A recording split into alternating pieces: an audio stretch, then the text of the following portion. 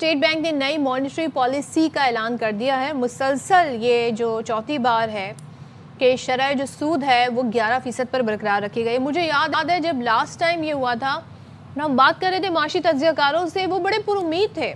وہ یہ کہہ رہے تھے کہ اس کو تو اور کم ہونا تھا، کیونکہ اس سے پہلے جو تھی اس کو کم کیا گیا۔ وہ کہنے لگے ہم اس کو برقرار رکھا گیا، یہ خوش آئندے، لیکن ہم یہ ایکسپیکٹ کر رہے تھے کہ سنگل ڈیجٹ میں آ جائے گی۔ اور جو ہمارے تاجر برادری ہے وہ ایکسپیکٹ کر رہے تھے کہ 9 تک آ جائے، جبکہ جو حکومتی ایک ہمیں مل رہا تھا ایک دعویٰ کہ یہ 7 اور 8 پہ بھی آ سکتی ہے، مگر اسٹل یہ 11% پر ہے۔ اب اسٹیٹ بینک اعلامیے میں یہ بتایا گیا ہے کہ افراط زر کی موجودہ سطح اور سیلاب کے پیش نظر شرح سود برقرار رکھی گئی ہے۔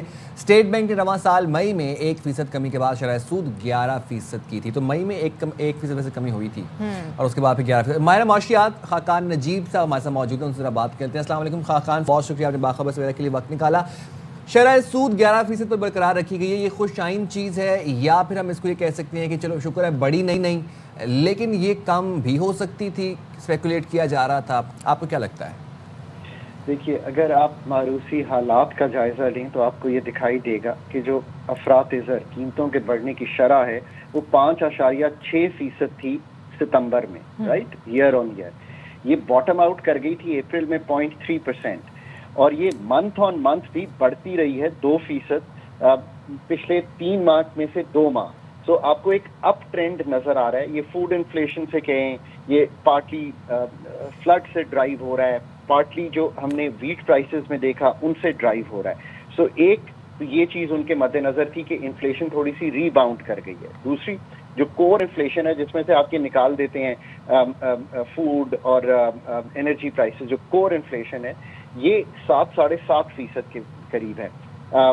سو ایک کرنسی اور ایکسٹرنل سٹیبلٹی کو رکھنے کے لیے، کیونکہ ٹریڈ ڈیفیسٹ بھی پچھلے 3 ماہ میں بڑھا ہوا آ رہا ہے، یہ وہ مین فیکٹرز ہیں جنہوں نے شرح سود کو کم ہونے سے روکا ہے۔ So we have to kind of understand کہ واٹ از دا تھنکنگ، اور یہ تھنکنگ آ کہاں سے رہی ہے۔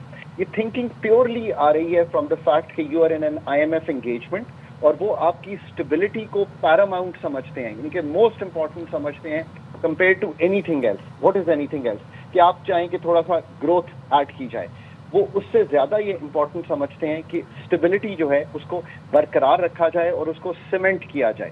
اور دوسرا وہ یہ بھی سمجھتے ہیں کہ کچھ گروتھ، کیونکہ ٹریڈ ڈیفیسٹ بڑھا ہے، تھوڑی سی جسے کہیں گے پاس تھروز 22% سے 11% تو ہو گیا تھا آپ کا پالیسی ریٹ میں، اتنی ڈراپ آیا تھا، تو اس کا وہ افیکٹ بھی دیکھنا چاہتے ہیں کہ ایک لیگڈ افیکٹ ہے کہ کچھ ماہ اور دیکھتے ہیں اس کو کم کرنے سے پہلے۔